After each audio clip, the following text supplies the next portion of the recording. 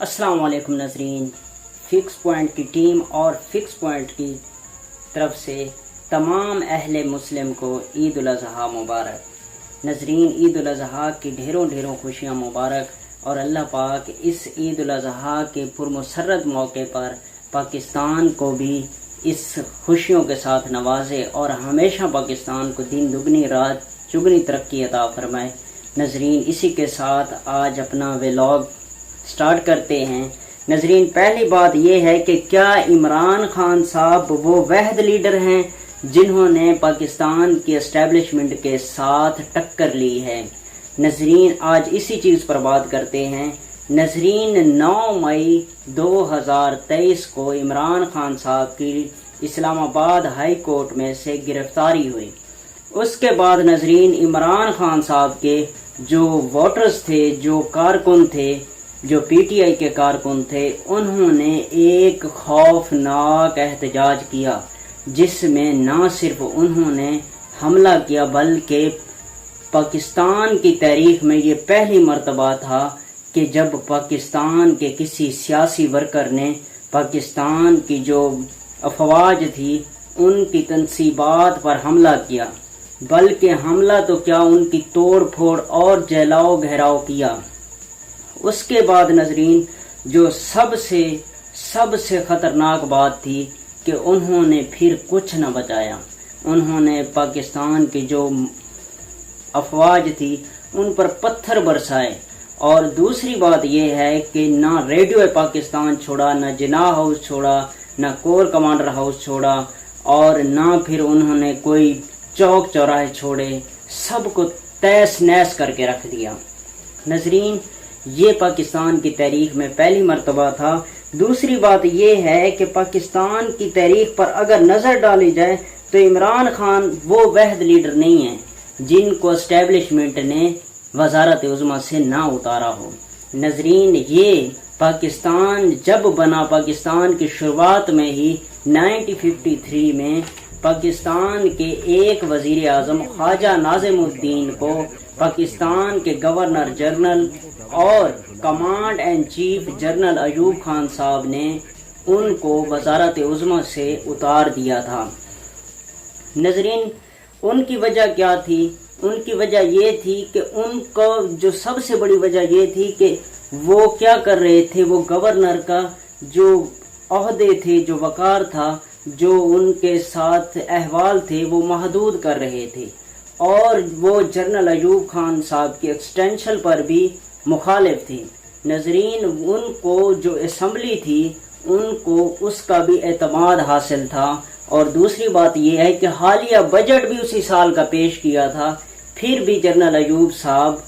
نے انہیں خواجہ ناظم الدین کو وزارت عظمیٰ سے اتار دیا تھا۔ انہوں نے ایک نارمل احتجاج کیا کیونکہ وہ پہلی مرتبہ ہو رہا تھا، اس کے بعد پھر وہ خاموش ہو گئے۔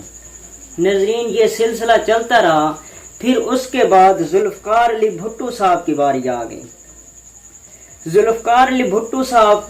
نے ایک الفاظ کہے تھے، یہ کس کی ہے؟ ایک محرر کی، مارشل لا کی ایک کتاب تھی، وہاں سے میں نے یہ چیز نکالی ہے۔ وہاں یہ لکھا ہوا تھا کہ ذوالفقار علی بھٹو نے کہا تھا کہ میں مارشل لا کو ہمیشہ کے لیے دفن کر رہا ہوں۔ ناظرین، جس پر سب سے جو بڑی بات ہے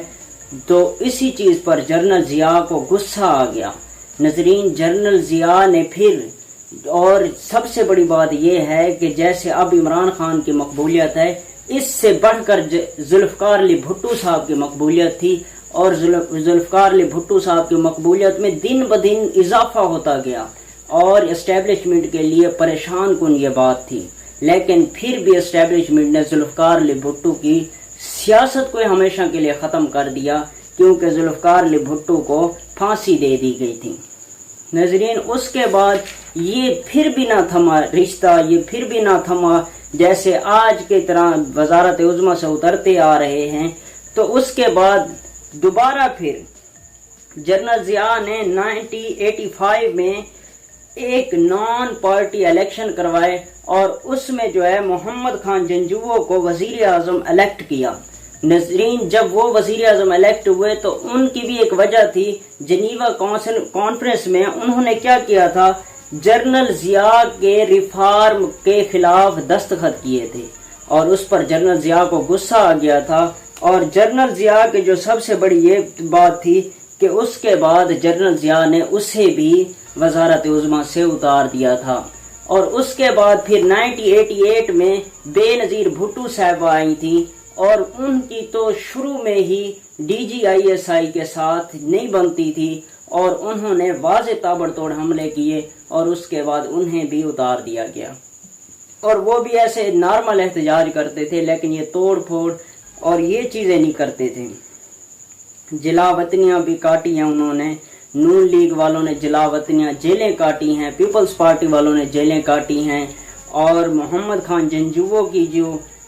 وقت تھا، دور تھا، اس میں بھی سیاستدانوں نے جیلیں کاٹی ہیں اور جیلوں کی سلاخوں کے پیچھے رہے، لیکن ایسے کام نہیں کیے جیسے عمران خان صاحب کی پارٹی نے کیے ہیں یا عمران خان صاحب نے ان کو انتشال دے رہے، اس طرح کے انتشال وغیرہ نہیں دلاتے تھے۔ اس کے بعد ناظرین نواز شریف صاحب نے